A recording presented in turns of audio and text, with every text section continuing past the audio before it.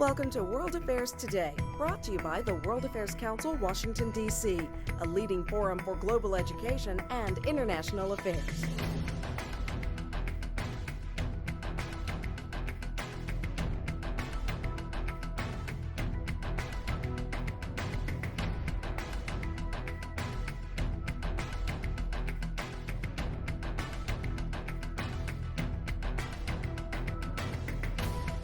Good evening.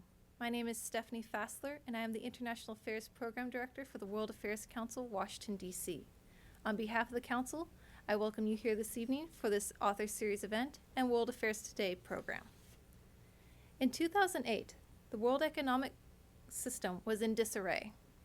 Large financial corporations and entire countries were in economic ruin. Lehman Brothers declared bankruptcy, and AIG was bailed out by the government. Iceland, Ireland, and Greece received massive amounts of financial assistance from the International Monetary Fund and the European Union in attempts to avoid defaulting on their debt, attempts which were not always successful. As governments and populations struggled to prevent financial catastrophe, many began to question if the existing international economic institutions were capable of adequately responding. Many began to call for these institutions to be reformed and dismantled, the better to address the economic crises the world now faced. In tonight's program, Daniel Drezner, author of The System Worked: How the World Stopped Another Great Depression, will argue that in actuality, these institutions passed the test and prevented a great economic depression from occurring. Daniel Drezner is a professor of international politics at the Fletcher School of Law and Diplomacy at Tufts University, and a non-resident senior fellow at the Brookings Institution. Previously, Professor Drezner also taught at the University of Colorado at Boulder and the University of Chicago. In addition to his academic credentials, Professor Drezner has worked at the Rand Corporation and served as an international economist at the U.S. Treasury Department's Office of International Banking and Securities Markets. He has also provided expert testimony to Congress. Professor Drezner is a non-resident fellow at the Council on Foreign Relations and the German Marshall Fund of the United States. His articles have appeared in Foreign Affairs, the New York Times, Wall Street Journal, and the Washington Post, in which he also posts a blog. He has provided expert commentary to the BBC, C-SPAN, and MSNBC, among others. Professor Drezner's previous published works include All Politics is Global, Explaining International Regulatory Regimes, and Theories of International Politics and Zombies. Please join me in welcoming Daniel Drezner. Thank you very much.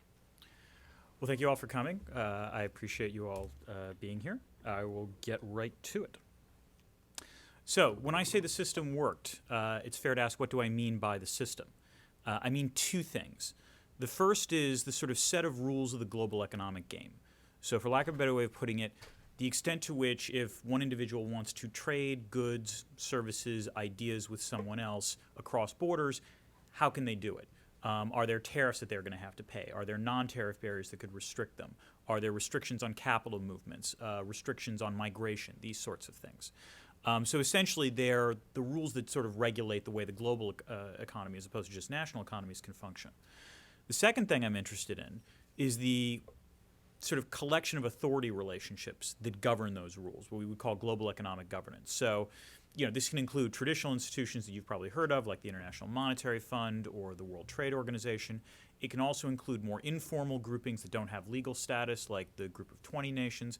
And sometimes it doesn't even have to have a multilateral organization. It can include, for example, with respect to international investment, the international investment regime is not multilateral at all. It's just this sort of network of bilateral investment treaties. Now, the conventional wisdom regarding what global economic governance has done over the last decade basically resembles a joke that Woody Allen tells at the beginning of Annie Hall, in which two women are at a resort up in the Catskills, and one woman says to the other, the food here is really terrible. And the other woman responds, I know, in such small portions, too. And in some ways, this is the indictment of global economic governance, that particularly in the United States, no one likes the outputs that these things do. If you're on the left, the criticism is that all these institutions are just agents of neoliberalism, imposing untrammeled market access across the globe. And if you're on the right, you believe that these institutions mostly have black helicopters secreted somewhere that they will eventually unleash, eroding American sovereignty. But there is unanimity, not just inside the United States, but everywhere else, that there's not enough done. That these institutions should actually be more powerful, even though their outputs are horrible, apparently. And to be fair, prior to 2008, there were many excellent reasons to be skeptical about global economic governance. There was paralysis. The IMF was constantly trying to deal with the fact of sort of rising macroeconomic imbalances because China was running very large trade surpluses, the United States was running very large trade deficits. A part of that was due to China keeping its currency fixed, pegged, and undervalued relative to the dollar. The IMF thought it would be good to have a conversation about this in the executive board, and basically China's member of that executive board constantly vetoed that conversation, so it didn't happen. There was sclerosis. So the WTO is now in year 13 of negotiating the Doha round of world trade talks. The WTO has liberalized a lot before, but there's a disturbing tendency, which is each trade round has lasted longer than the previous one, and the odds of this one being finished are actually pretty low. There's not paralysis or sclerosis, there is stupidity. And by stupidity, I refer to the Basel II banking standards that were in place before the 2008 financial crisis. Basel II didn't really affect U.S. banks, but they actually did affect European banks.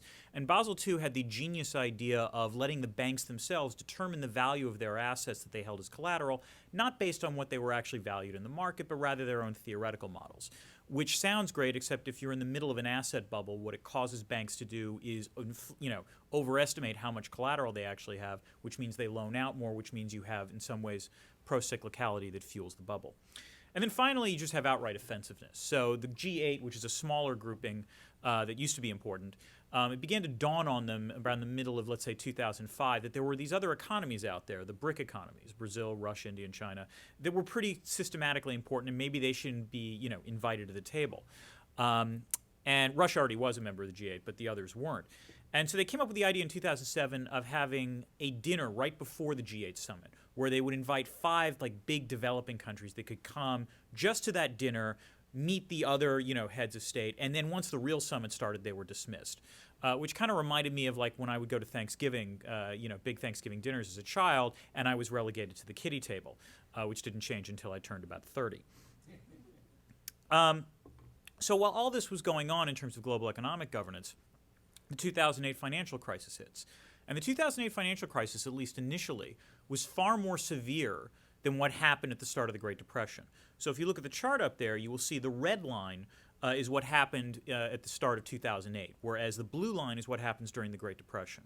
So in terms of trade, you actually had a bigger initial shock in 2008. And the same was also true in terms of industrial output. 1 year into both of these crises, in fact, the shocks were greater in 2008 in terms of trade and industrial output than during the Great Depression. And this is a concern. The Great Depression doesn't become the Great Depression initially, but it becomes it because there's a breakdown in international cooperation and a breakdown in global economic openness. And in some ways, this is exactly when global economic governance, when the system is supposed to work. You want to, they function in some ways as the policymaker's pacifier. Or as President Obama actually put it last week, they're a force multiplier. If you can actually have these institutions function and maintain relative global economic openness, it is unlikely that a major financial crisis metastasizes into a global depression.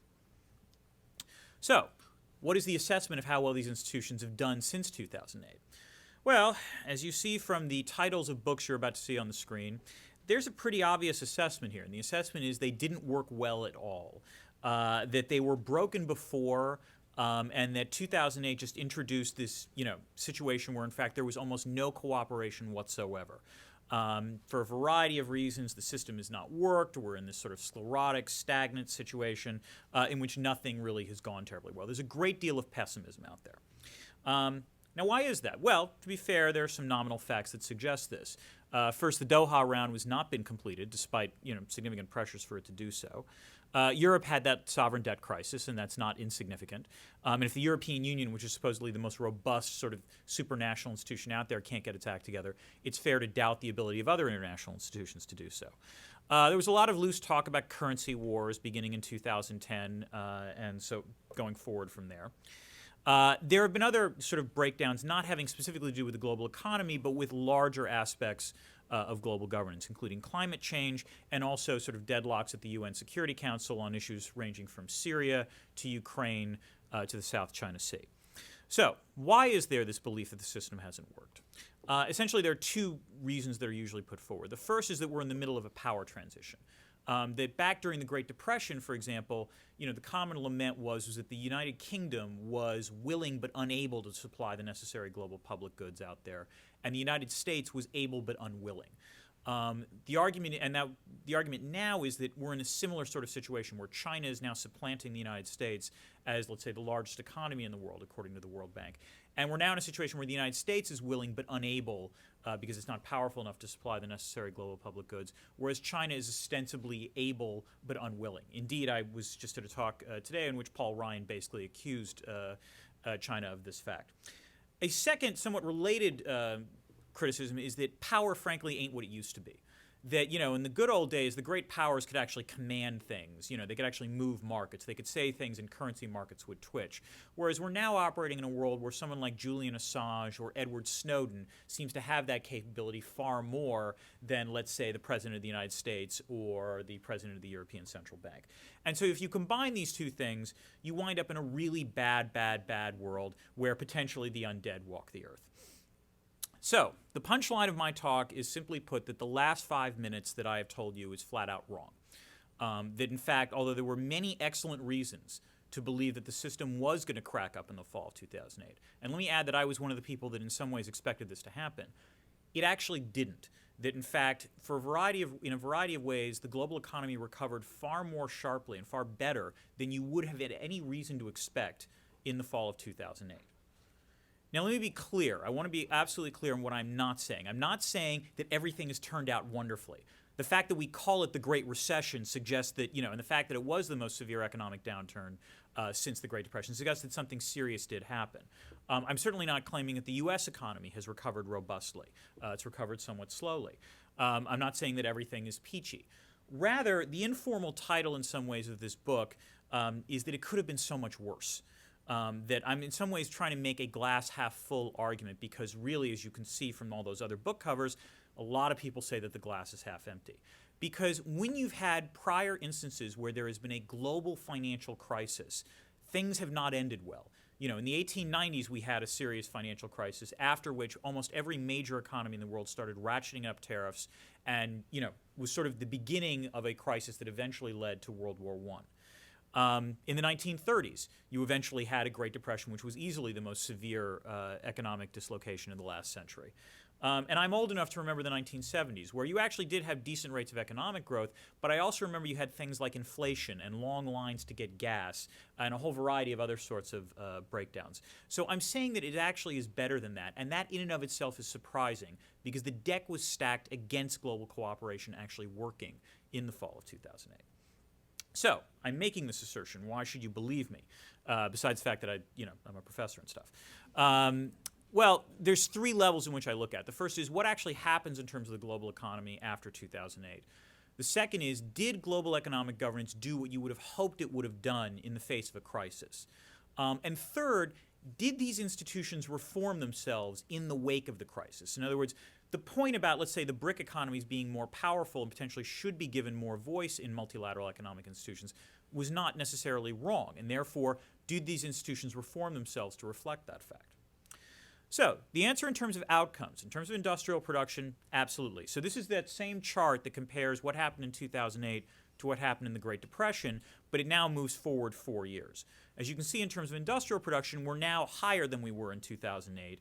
We're actually in a situation where the global economy is now producing something like 5 to 10% more than they did at the start of the crisis. Whereas during the Great Depression, which is really the last sort of data point you can compare it to, where you had a systemic financial crisis that started at the center of the global economy, their industrial production was approximately a third less after 4 years.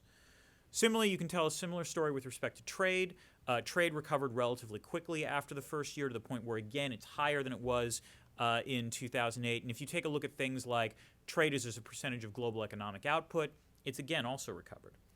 The most interesting thing is that it's not just the global economy has recovered. You know, I could hear criticism saying, well, yeah, hasn't that just all benefited the 1%? And the answer is no. This graph shows the human development indicators that the United Nations Development Program has come up with. And if you can see, what you want to see is a reduction in the HDI score. A reduction in the HDI score means you're a more developed economy. And the fascinating thing is that over the last decade, even though we've had the Great Recession, there's actually been a more dramatic reduction in global poverty than there was during the 1990s, which we in the United States generally think of more as like the boom times. So not only has there been relatively decent economic growth, the decent economic growth has actually benefited the least well off. The one area where you can argue that maybe there hasn't quite been the same sort of recovery is in terms of cross-border capital flows. But I would kind of argue that's a good thing because a lot of the cross-border capital flows prior to 2008 were based on sort of abstruse things like the carry trade and the repo market that didn't necessarily benefit anyone except the financial engineers themselves. And more interestingly, we're now operating in a world where the sort of global capital flows are actually more stable, that the two largest sources of global capital are now foreign direct investment and remittances, which are essentially when a worker moves to another country and then sends money back to their family. These tend to be much more stable cross-border flows than actually what's called portfolio investment or sort of short-term capital movements. And again, most of this capital is actually returned to the rest of the economy. It's really only Europe that has been significantly affected by the drying up of cross-border capital flows. And then finally, if you want to measure other, some of the arguments is, well, even if we, haven't seen a major Great Depression, we're seeing deglobalization, that, the growth is occurring without, greater amounts of global integration. So this chart here shows the Swiss Economic Institute's Index of Globalization, which measures a whole variety of actual flows. The circled portion shows what has happened since 2007, and as you can see, the answer is not a whole heck of a lot. At best, you can say maybe the pace of increasing globalization has slowed somewhat. I'll grant that, but that's not really all that significant, and that, in fact, the global economy continues to get more integrated, not less.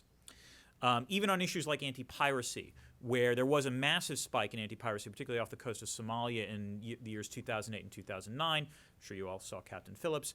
There was a joint task force that was quickly created, took action, and as a result, piracy now off the coast of the Horn of Africa is actually lower than it was in 2007. Now, maybe you could argue this all happened despite what governments did, not rather because of. That's certainly possible. So we then take a look and see what actually are governments supposed to do in a crisis. And the best way to put this is that the acronym WWKD, what would Kindleberger do? Charles Kindleberger, who's a great economist who sort of wrote the sort of standard text about what happened during the Great Depression and why it happened, basically argued that some actor, has to provide a certain set of global public goods when there is a major financial crisis. They have to keep markets open. There has to be at least one large market that doesn't start ratcheting up its trade barriers, because then you're going to start seeing a trade war. There has to be some measure of exchange rate stability, because otherwise you wind up having sort of beggar thy neighbor policies. There has to be a provision of liquidity. You have to backstop banks and make banks feel assured that they'll be able to loan money and then be able to go to someone in order to be able to cover that in case the loans aren't repaid. And there has to be some degree of macroeconomic policy coordination. So, did that happen after 2008? The answer is yes. In terms of market for distressed goods, this chart shows what happened to tariffs after 2008 among the G20 economies, which are responsible for something like 85% of the world's economic output. As you can see, they either stayed level or they trended downwards. Now, tariffs are not the only way that you can, block trade in goods. You can also introduce non-tariff barriers. But if you do a count of those things, what you discover is there was a modest bump in 2009, and then it started falling again. In fact, the WTO is now recording the lowest levels of non-tariff barriers in the WTO's history, which again is very surprising because sort of political economy 101 says if you're in a recession, you should start seeing massive pressures for trade protectionism. And what's interesting is that even if those pressures have existed, they haven't really happened. Indeed, the Heritage Foundation has a freedom to trade index. And, has generally been wary, warning about, a return to protectionism and so forth. But if you actually take a look at the index, it's actually gone up since 2008. There's actually been more trade liberalization, not less since then. So there hasn't been that move. And the final piece of evidence that suggests this isn't that big of a deal is the private sector. This graph shows the sort of polling of private sector interests, corporate executives, CEOs, high-ranking officers by the Financial Times and The Economist. The top two lines, the blue line and the red line, are market risk and political risk. Those clearly were relatively important.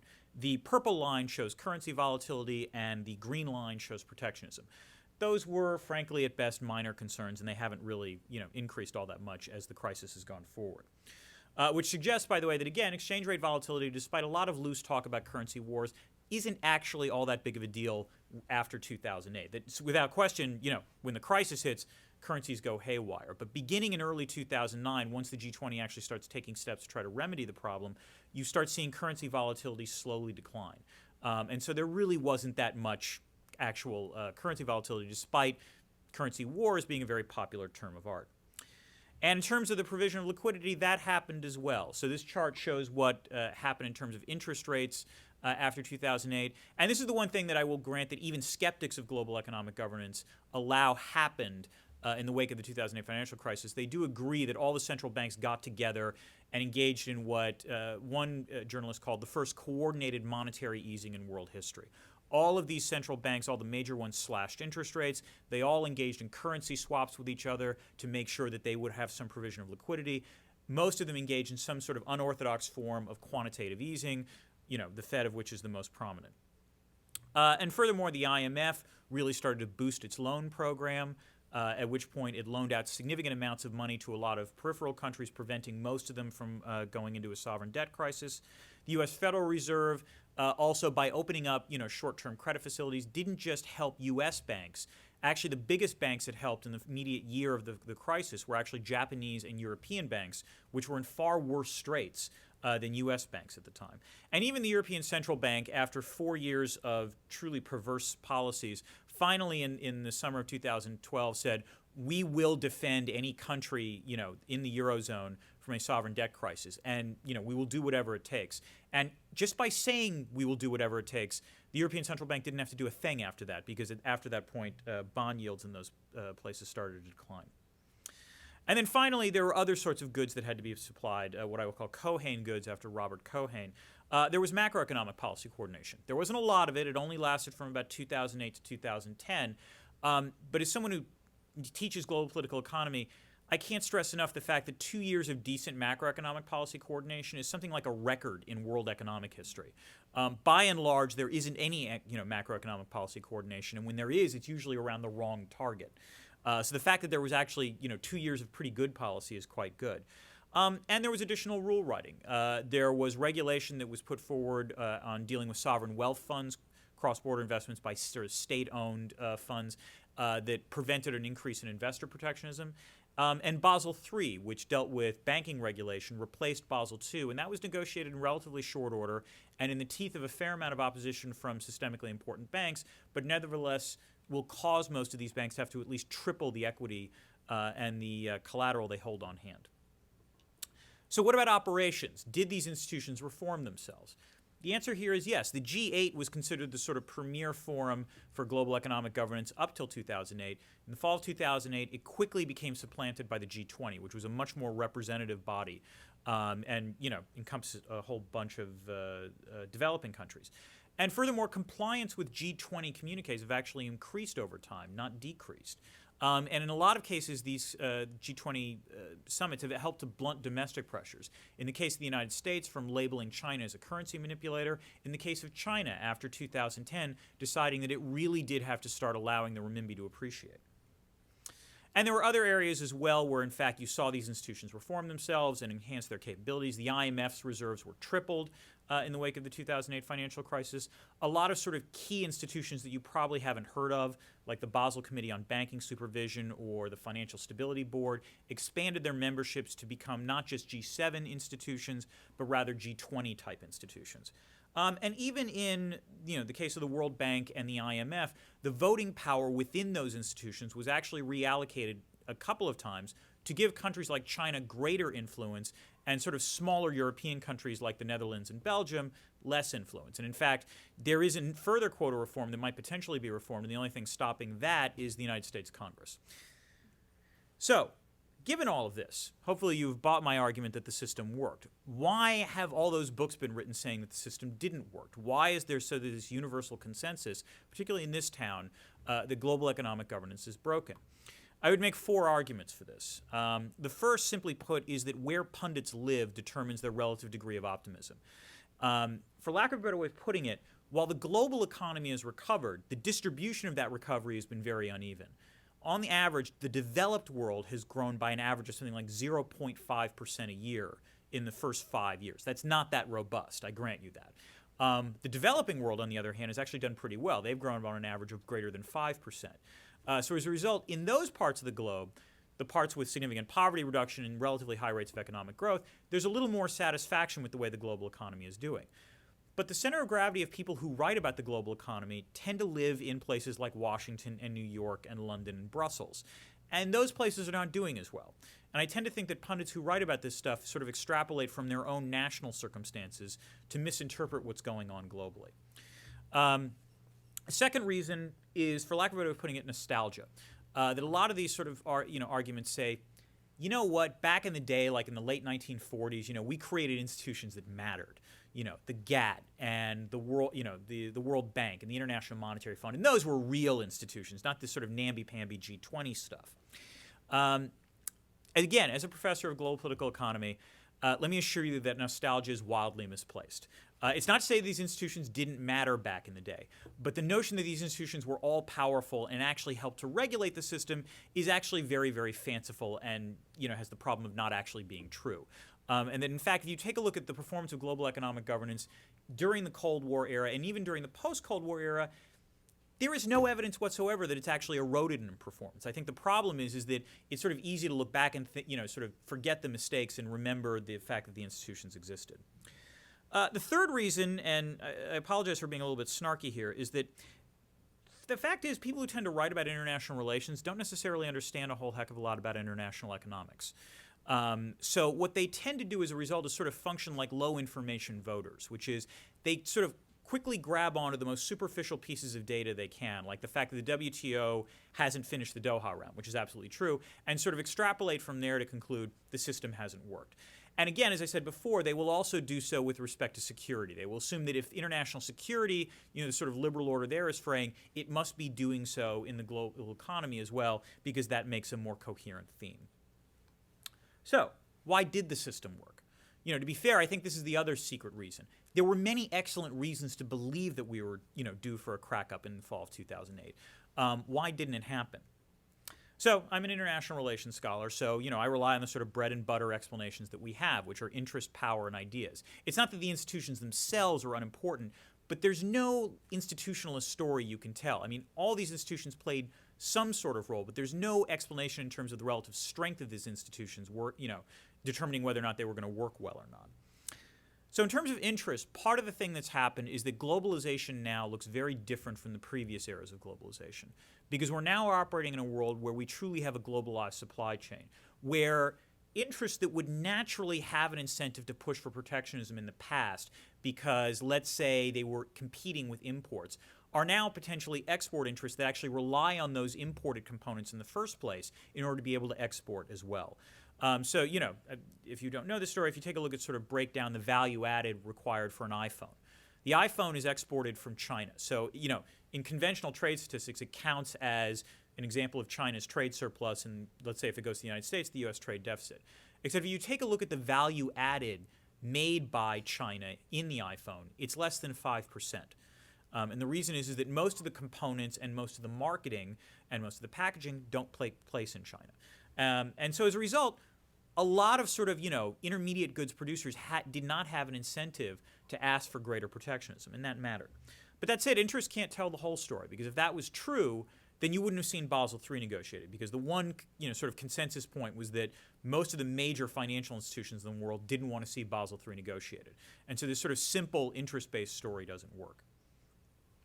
Another part is, simply put, power. That one of the greatest misperceptions in the wake of the 2008 financial crisis was that, in fact, U.S. power had suffered a serious hit and that it was, relatively speaking, waning and China was rising. It is certainly true that China is rising. But that's a photo of Susan Strange up there, who is a great international relations scholar. And back during the last period, when there was a lot of loose talk about, the U.S. Hegemony waning, namely the late 80s, she wrote a wonderful article pointing out, look, there are certain structural elements of U.S. power. the military, ownership of production, finance, and the production of ideas. And none of those four have been affected at all by this, claim of lost hegemony. If you take a look at those same four components now, you come away with the exact same conclusion that Susan Strange came away with in the late 80s, which is the elements of U.S. structural power remain unchanged. In fact, in terms of military power, the U.S. is still, number one, even though there are other countries that are starting to spend more now. If you take a look at ownership of production, that remains, large, very consistent in terms of the U.S. owning roughly 40% of the world's production facilities. If you take a look at finance, the U.S. is actually now more important in terms of networks of global finance than it was before 2008, not less important. And in terms of ideas, even there, and I'll get to that in a second, the U.S. Still matters. China is certainly economically powerful. They are a great power. There's no denying that. But they are actually the weakest of the great powers. And indeed, one of my concerns going forward is not China overtaking the United States in terms of its economy, but rather China actually experiencing a hard landing. That's the thing that actually worries me. And also, if you take a look at the other BRIC economies, they've actually haven't done terribly well since 2008. In some ways, power matters because the U.S. was still able to exercise leadership through a variety of ways, but the U.S. also needed supporters. And in some ways, it was that the U.S.'s traditional supporters saw weakening, the European Union and Japan. But China was actually able to step into the breach. And this is the sort of final surprise that I think I had writing this book, which is China had the opportunity to act as a spoiler. It could have said, we think the current set of rules are broken. We have this alternative, this Beijing consensus of sort of state-owned enterprises and sovereign wealth funds and state-led development banks. And, there was a lot of talk in the United States about the Beijing consensus. But as one Chinese economist put it to me, he said, you want to know what the Beijing consensus and the Washington consensus have in common? They were both invented in Washington. Which is to say that the Chinese themselves, while recognizing that they hadn't necessarily adhered to the Washington consensus, rigorously, were having serious internal debates about the merits of their development model. And the one thing they didn't do is they didn't proselytize that model to anyone else. And indeed, in fact, in the wake of the 2008 financial crisis, they acted as a responsible stakeholder in a variety of ways, not raising tariffs, providing liquidity to the system, even supplying ships for things like anti-piracy operations off the coast of Africa. And the other thing is that internally, in terms of their policies, they've actually shifted more towards the Washington consensus, not away from it. Now, it's a debatable question whether or not they're ever going to sort of fully, provide sort of a full-throated support of it. But in some ways, in the world of ideas, what matters is they didn't challenge it. And therefore, the Washington consensus is actually preserved. This isn't all to the good. I would argue that part of the reason Europe is experiencing, such a severe economic downturn is because one of the components of the Washington consensus is the belief in sort of fiscal conservatism, which in form of a crisis winds up translating into austerity. And I'm not going to say anything great about that. So, to conclude, there were excellent reasons to doubt the system was going to work in 2008. Nevertheless, I would argue that the glass is actually half full, that instead of having a serious Great Depression, we had instead the sort of economic equivalent of the Cuban Missile Crisis. We nearly destroyed everything, but we actually didn't. That was in part because the U.S. acted as a leader, but China also actually acted as a responsible stakeholder. And indeed, we're now in a position where, in fact, officials at the Fed and elsewhere are concerned about low market volatility, not excessive market volatility. They're concerned that markets are somehow too calm and react to geopolitical shocks, which suggests that maybe it could be that markets are too complacent, or maybe since 2008 we've actually built a fair amount of resiliency into the system. That said, I'm still entirely scared that I'm making this argument, and here's why. This man is John Mearsheimer. He's a great international relations theorist. He has made repeated arguments over the last 2 decades arguing that the world is basically going to hell. At the end of the Cold War, he made a very powerful argument saying we're going to miss the Cold War because we're going to unleash, all this sort of instability, which didn't really happen in the first decade of the end of the Cold War. And he's now predicting that eventually there's going to be a war between the United States and China. Now, Mearsheimer's been right about some things, but I don't think he's been right about that. And yet his reputation hasn't really suffered a hit. And this is why. Pessimism sells if you talk about international relations. There is absolutely no downside whatsoever to making a prediction that something bad is going to happen, even if it doesn't happen. And why? Because you're just being prudent, or you're just being cautious, or you're just being realistic. Or even best, the only reason the bad thing didn't happen is because I warned you that the bad thing was going to happen. Okay? On the other hand, this guy just celebrated the 25th anniversary of an essay, Francis Fukuyama, in which he had the audacity to argue that history was ending.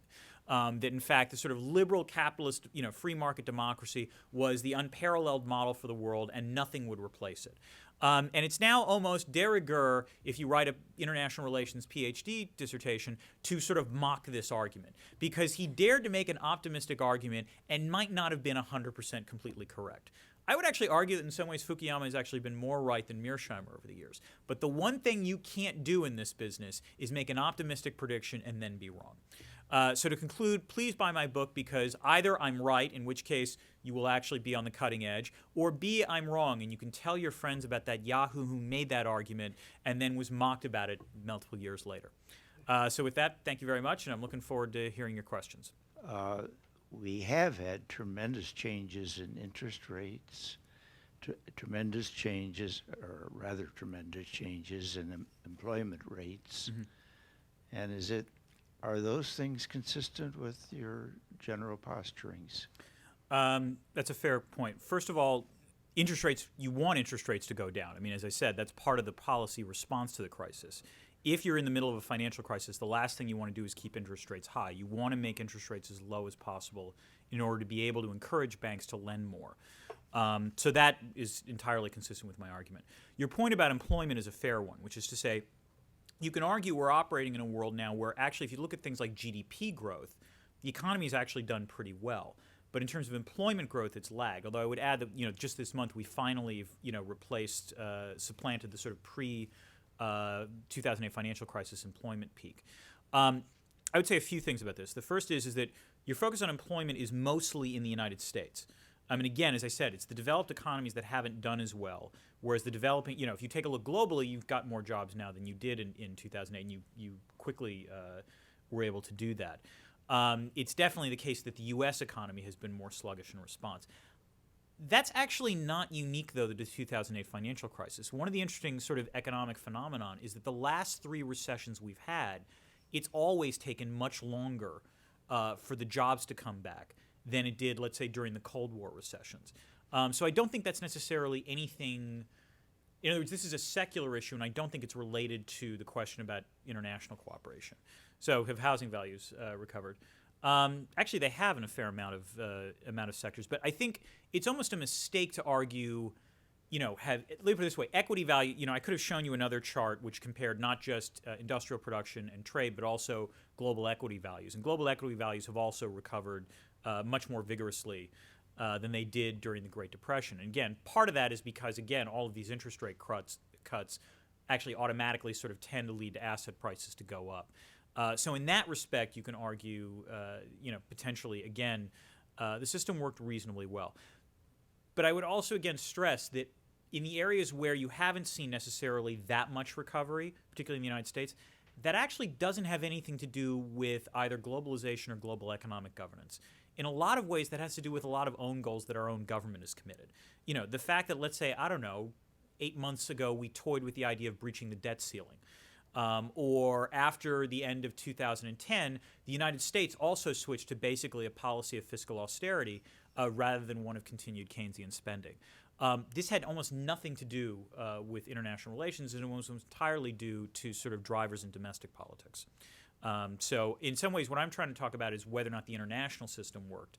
And, expecting the international system to enforce or discipline what the United States is going to do, that's a bit grandiose. I have a question regarding the system that Iceland versus Ireland used. I know that you spoke about that earlier in your speech, but whereas one system allowed their banks to fail, another system sort of propped them up. Right. Can you comment any on that as a sort of that microcosm and then the bigger international picture? Yeah. Well, I mean, in some ways what you're talking about is sort of the greatest scar that continues in the global economy, which is the Eurozone. I mean, part of the issue here was that in some ways, if Ireland had had its own currency and if Ireland had had its own monetary policy and not needed to go to the European Central Bank to do what it was going to do, it's possible that Ireland would have done what Iceland did. Iceland basically let its banks default, which meant that its economy, its currency just totally collapsed as a result. Iceland is one of those truly moralistic tales of what happened prior to the Great Recession, because Ireland's GDP per capita, I want to say, almost tripled in the span of like 5 years. Because what happened is Iceland functioned as an epicenter for what was called the carry trade.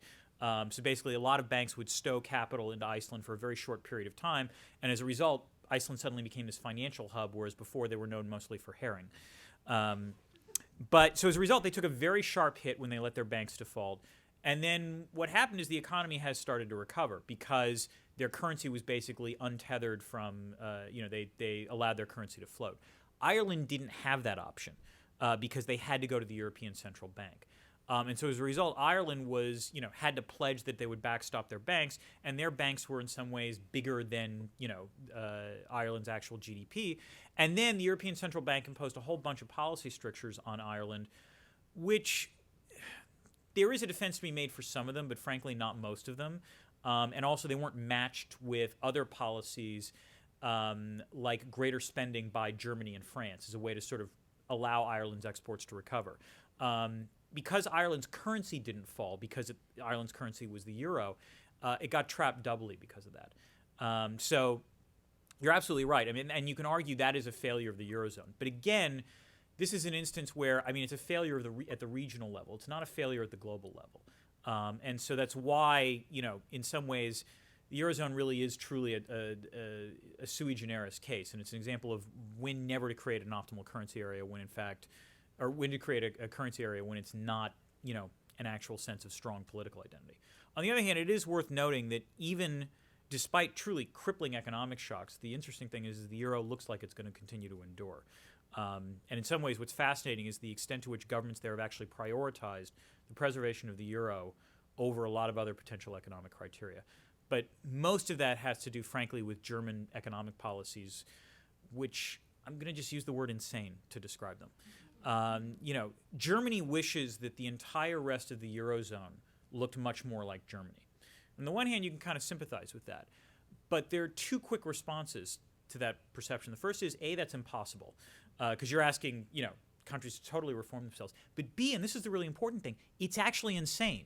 Because if Germany, let's assume that Germany somehow managed to clone itself, so all the other members of the Eurozone functioned like Germany, what would immediately happen would be a dramatic drop in German exports, because that's sort of Germany's lifeblood, is exporting to the rest of the Eurozone. But if the rest of the Eurozone were to actually act like Germany, they would actually be crowding that same market for exports. So I don't have an explanation for Germany, that's consistent with the story, except, again, the sort of embrace of fiscal austerity.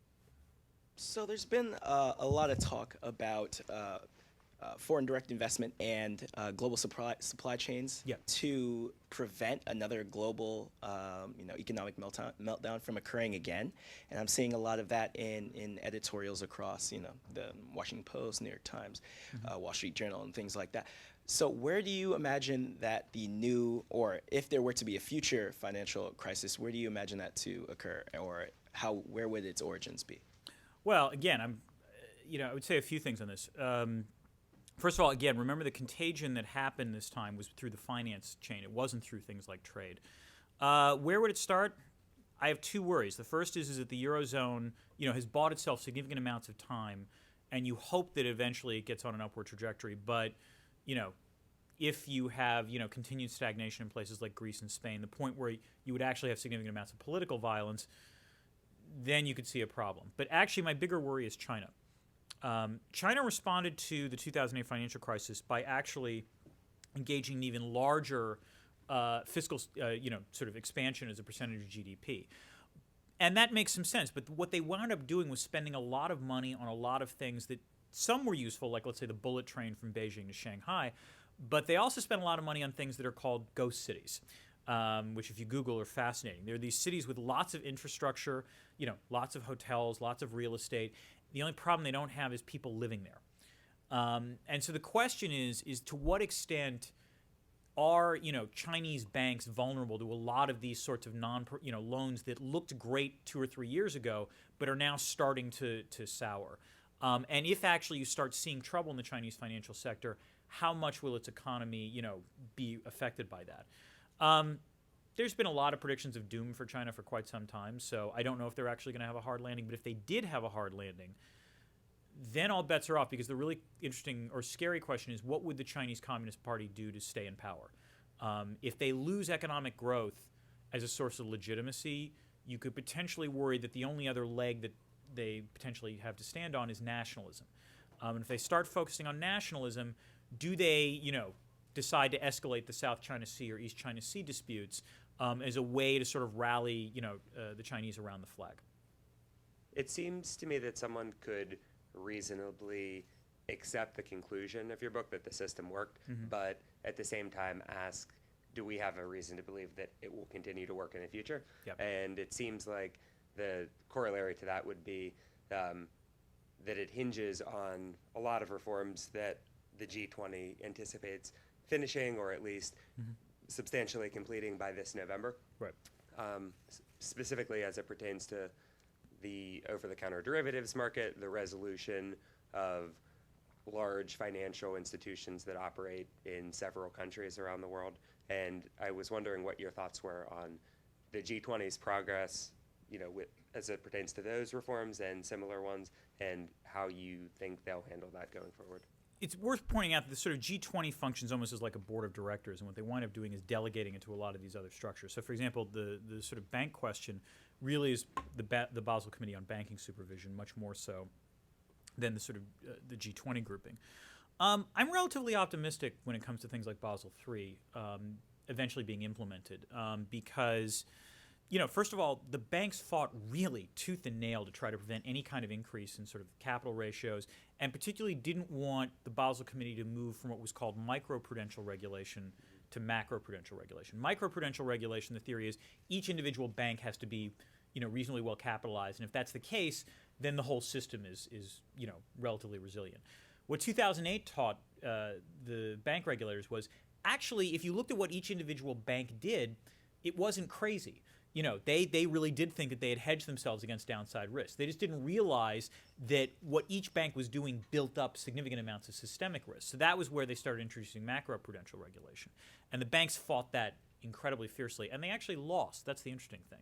The one area in which they won, you can argue, was the sort of delaying the implementation. I mean, it's going to take, I think, another 5 years for Basel III to be fully online. But I would also add that the bank regulators themselves were more willing to have that kind of slow implementation, not because of the pressure from the banks, politically, but rather because in some ways the Basel Committee is moving into a new area when they talk about macroprudential regulation. This is, for them, something of uncharted territory. So it's actually good to see them in another way being cautious about this, because they don't necessarily want to disrupt too much. I'm relatively confident that there's not going to be a sort of another major sort of financial crisis. I mean, what's striking to me is the extent to which, we've had minor shock after minor shock after minor shock that, if the global economy was really fragile, as it was in 2008, could have tipped things over. The Arab Spring, Fukushima, what happened in Cyprus in 2013, all the geopolitical shocks this year. And yet, again, markets have been relatively unruffled. Part of that might actually be that we've built a little more resiliency into the system. And part of it might also be that we now, in some ways, the question you have to ask is, was 2008 the beginning of the end, or was 2008 a sort of shock that actually led the system to become stronger? I think where I differ with a lot of my, learned colleagues is they think it's the beginning of the end. I actually think it's one of these moments where, in fact, everyone pretty much doubled down on the status quo. Now, if you don't like the status quo, I can understand why you'd be unhappy with that. But I actually do think, positive, in a sort of factual assessment, it means it's going to persist.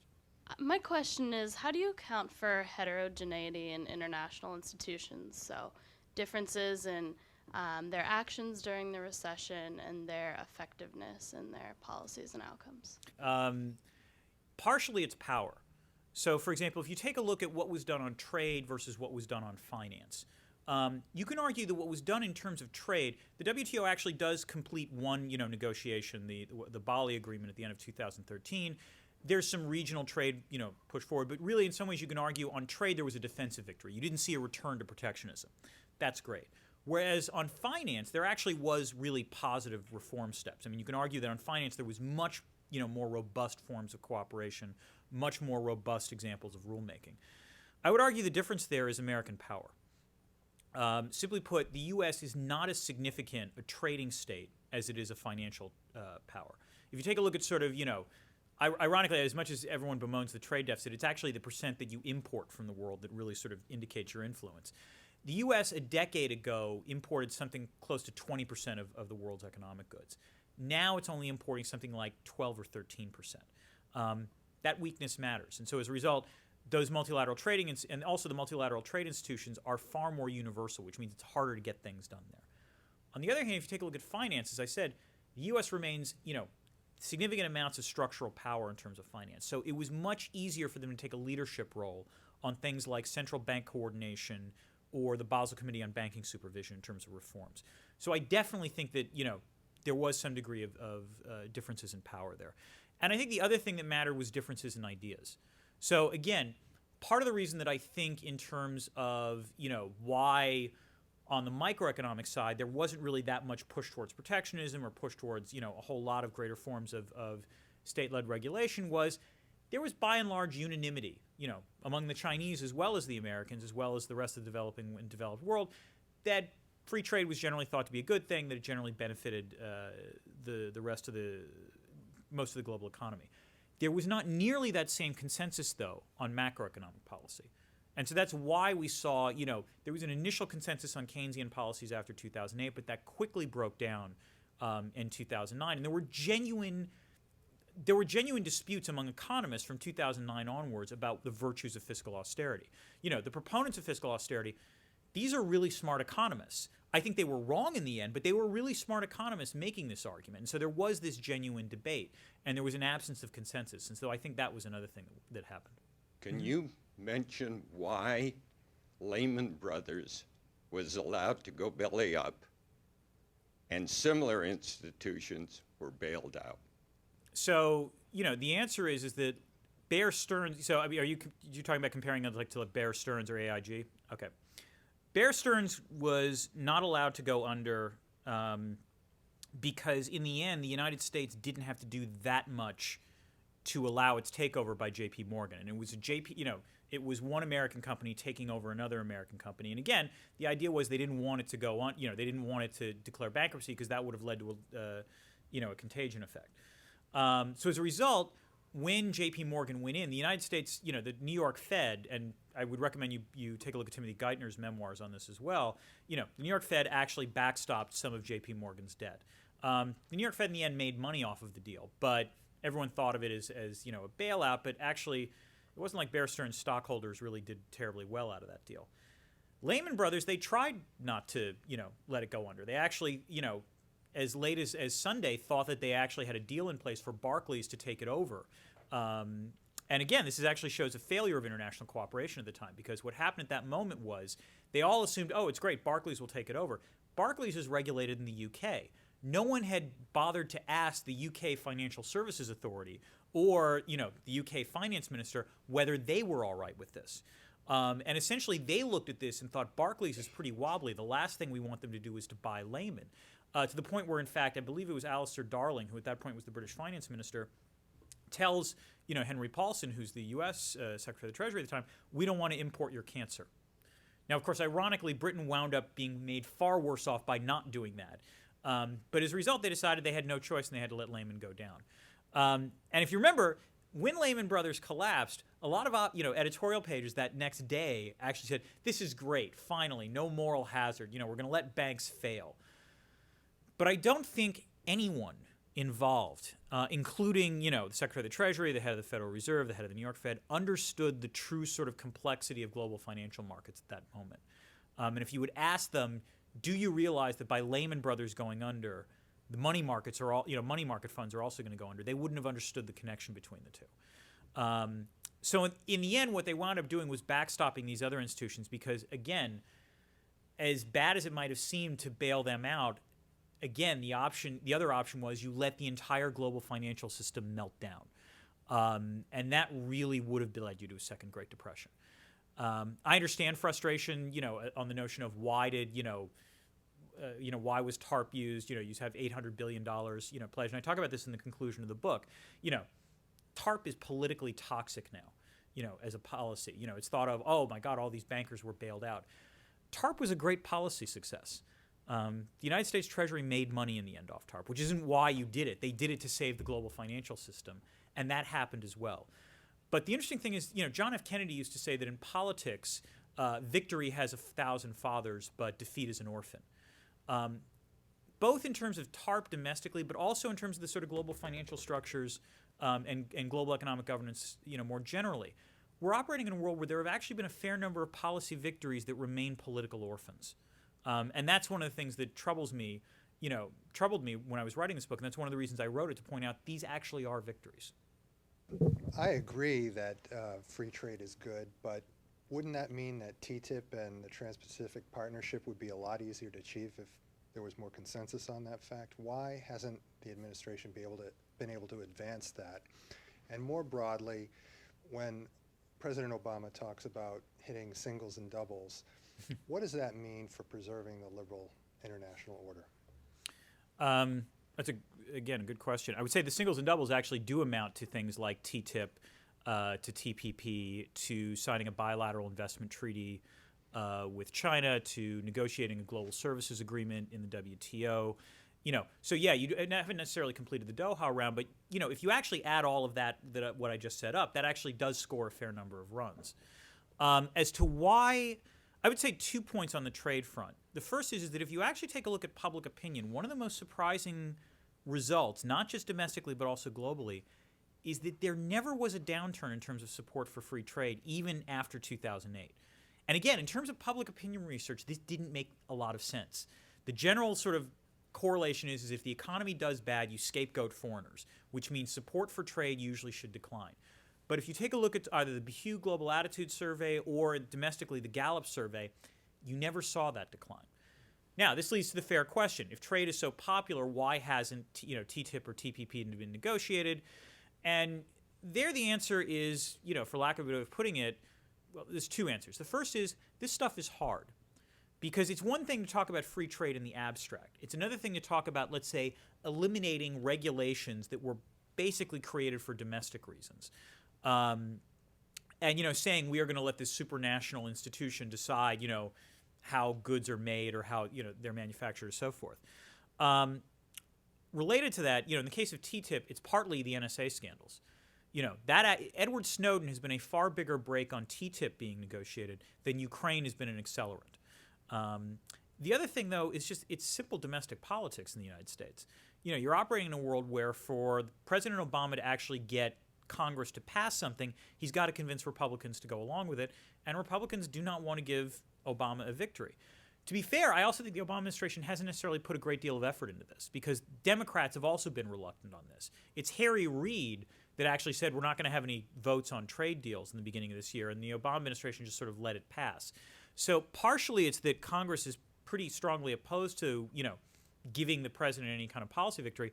And it's also that in terms of prioritization, the president hasn't put much, of his political capital, whatever there is, behind it. Thank you. Thank you for joining us for World Affairs Today, a production of the World Affairs Council, Washington, D.C.